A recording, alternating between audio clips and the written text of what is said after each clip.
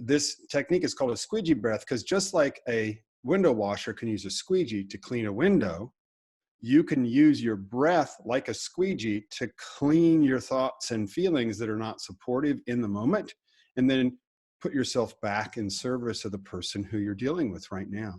And it all has to do with breath. Anytime you're talking about managing who you're being as opposed to what you're doing, it all has to do with your breath. So imagine that as you take a big breath in, you breathe up to the top of your head, and then as you exhale all the way down to your toes. And imagine that that exhale is like a squeegee wiping you clean. So the way the squeegee breath works is fairly simple. The hardest part is to notice you're distracted. So let's say I'm taking care of my child and I'm feeling afraid because they have a fever and they're sick.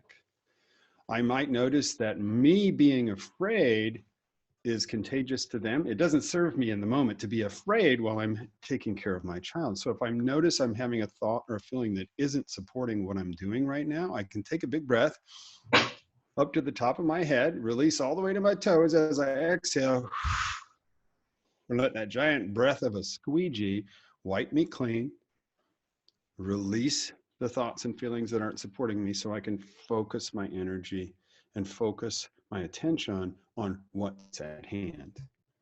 And what you'll find as you begin to notice what you're thinking and what you're feeling as separate from what you're doing, you'll find that we're distracted all the time.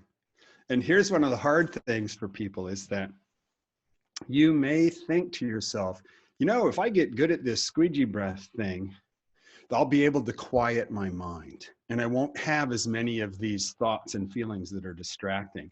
And that's where people get tripped up, because you can't quiet your mind. It's impossible. What you can do is get better and better at recognizing when you're distracted and get faster at breathing and releasing those things. So a person who seems calm and seems to float above it all. I mean, doctors in emergency rooms, we've got to stay centered. We can't let anything knock us off kilter. What we are is better at recognizing when we're distracted and releasing it and refocusing over and over and over and over and over again. Because if you try to quiet your mind, you'll find the harder you try to quiet your mind, the more difficult that is. So for instance, don't think about a pink elephant. Right now, don't think about a pink elephant. Quiet your mind and don't think about a pink elephant.